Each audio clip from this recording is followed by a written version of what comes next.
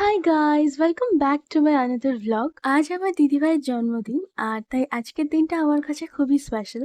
যেমন আমার নিজের জন্মদিনটা আমার কাছে খুব স্পেশাল, তেমনই আমার দিদিভাইয়ের জন্মদিনটা আমার কাছে খুবই স্পেশাল। তো যাই হোক, চলো আজকে স্পেশাল দিনে ম্যাডাম কি কি গিফটস পেয়েছে সেটা একটু তোমাদের সাথে শেয়ার করি। তো পেয়েছে এই দুটো কুর্তি, আর এই কুর্তি দুটো মা ওকে দিয়েছে। এখান থেকে একটা কুর্তি অলরেডি আমি গণেশ চতুর্থীর দিন পরেই ফেলেছি। অবশ্য আমাদের মধ্যে তো এরকম চলতেই থাকে। তো যাই হোক, আর বাবা ওকে দিয়েছে টাকা, আর আমি ওকে দিয়েছি এই ড্রেসটা যেটাও আজকে পরবে। আর তার সাথে ম্যাচিং কয়েকটা অ্যাক্সেসরিজ দিয়েছি, যেটা হচ্ছে এই বেল্টটা, আর দিয়েছি এই পেন্ডেন্ট সমেত এই চেনটা, আর তার সাথে এই ওয়াচটা দিয়েছি, আর দিয়েছি এই ব্যাঙ্গেলসটা, তার সাথে দিয়েছি এই ফ্লাওয়ার্স বোকেটা, আর দিয়েছি আর একটা কেক।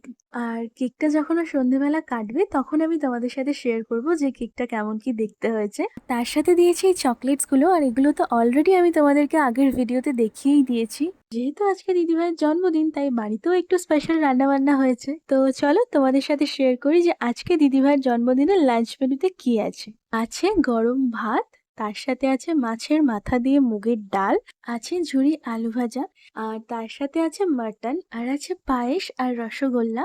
আর এই রসগোল্লা আর আলু ভাজাটা বাদ দিয়ে বাদ বাকি সমস্ত খাবারই মা বাড়িতে বানিয়েছে। আর প্রত্যেক কটা রান্নার টেস্টই জাস্ট দুর্দান্ত হয়েছে। তো যাই হোক, খাওয়া দাওয়া তো কমপ্লিট হয়ে গেছে, আর একটু রেডিও হয়ে নিচ্ছি, কারণ সন্ধ্যের দিকে একটু বেরোনোর ইচ্ছা আছে, কারণ আজকের দিনটাকে একটু স্পেশাল ভাবেই কাটাতে চাই। সেই কারণে রেডি হয়ে বেরিয়ে পড়েছি, কিন্তু অনেকটাই লেট হয়ে গেছে। ভেবেছিলাম একটু বিকালের দিকে বেরোবো, কিন্তু ওই যে প্রত্যেকবারের মতন এবারেও আমরা লেট। যাই হোক, কি আর করা যাবে, দেরি যখন হয়ে গেছে আর তো কিছু করার নেই। হ্যাপি তো বুকেটা পেয়ে? ভীষণ ভীষণ দারুণ হ্যাপি হয়েছে। এত সুন্দর একটা বুকে পেলে কে না হ্যাপি হবে। আর কেকটা তো আগে দেখেই নিয়েছি, কেকটা তো ভীষণই সুন্দর। এবার যেখানে যাচ্ছি সেখানে গিয়ে আমার কেকটা দেখা হবে। আর কালকে মিড নাইটে সারপ্রাইজটা ও কেমন ছিল? মাই গড, ওটা তো মানে কি বলবো, আনবিলিভেবল। মানে ভাবতেই পারিনি যে ওরকম একটা সারপ্রাইজ আমার জন্য ওয়েট করছে। So sweet. তো কালকে মিডনাইট বার্থডে সারপ্রাইজ পেয়ে আর আজকে সকাল থেকে গিফটস পেয়ে ওর কেমন লাগছে সেটা তো তোমরা ওর মুখেই শুনলে।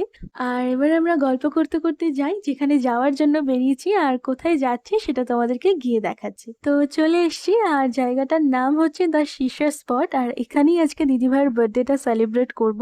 আর এটা একদম কোয়েস্ট মলের অপোজিটেই আছে, আর এর ভিতরের ডেকোরেশন ভীষণ সুন্দর, মানে ছবি তোলার জন্য একদম পারফেক্ট বলা চলে। তবে এখানের অ্যাম্বিয়েন্সটা আমার অতটাও ঠিক ভালো লাগেনি। আমার আর দিদিভাইয়ের দুজনেরই অ্যাম্বিয়েন্সটা খুব একটা পছন্দ হয়নি, মোটামুটি লেগেছে। তো যাই হোক, তোমার সাথে তখন তো বার্থডে কেকটা শেয়ার করিনি, এখন শেয়ার করি। ওর কেকটা হচ্ছে এরকম দেখতে হয়েছে। আমার তো বেশ ভালো লেগেছে কেকটা দেখতে। আর আমরা ভাবলাম প্রথমে কেক কেটে বার্থডেটা সেলিব্রেট করে নেওয়া যাক, দেন তারপরে খাওয়া দাওয়া করা যাবে। তো সেই মতন বার্থডে গার্ল কেক কেটে বার্থডে সেলিব্রেট করলো, আর আমরা প্রচুর প্রচুর মজা করলাম, তার সাথে ছবিও তুললাম। ফাইনালি তো বার্থডে সেলিব্রেশন ডান, আর এবার আমরা খাওয়া দাওয়া করব, কারণ আমাদের খিদেও পেয়েছে। তো আমরা নিয়েছিলাম কোরিয়ান চিকেন উইংস, আর এটা প্রচন্ড ঝাল ছিল। তার সাথে নিয়েছিলাম একটা ক্লাসিক মোহিতো, আর নিয়েছিলাম একটা কিটক্যাট ব্রেক শেক। মেন কোর্সের মধ্যে নিয়েছিলাম ভেজ ফ্রাইড রাইস, আর নিয়েছিলাম চিকেন মাঞ্চুরিয়ান। আর ভেবেছিলাম ডেজার্টে কিছু একটা নেব, বাট তেমন একটা কিছু অপশনস ছিল না ওনাদের কাছে। যেটা ছিল সেটা আমাদের ঠিক পছন্দ হচ্ছিল না, তো ওটা নিয়ে স্কিপ করেছি। খাবারের কোয়ালিটি মোটামুটি ঠিকঠাক, মানে খুব ভালো বলবো না, আবার একদম খারাপও বলবো না, মিডিয়াম ঠিকঠাক। তো যাই হোক, খাওয়া দাওয়া কমপ্লিট করলাম, আর আজকে দিদিভাইয়ের জন্মদিনটা কিভাবে কাটালাম সবটাই তোমাদের সাথে শেয়ার করলাম। চলো আজকের মতন ভ্লগটা আমি এখানেই শেষ করছি। ভ্লগটা তোমাদের কেমন লাগলো আমাকে কমেন্ট করে জানাতে পারো। যদি ভালো লাগে তাহলে একটা লাইক করো, আর হ্যাঁ, আমার ইউটিউব চ্যানেলটাকে সবাই একটু সাবস্ক্রাইব করে দিও। তাহলে চলো আজকের মতন টাটা, আবার দেখা হবে পরের একটা ভ্লগে।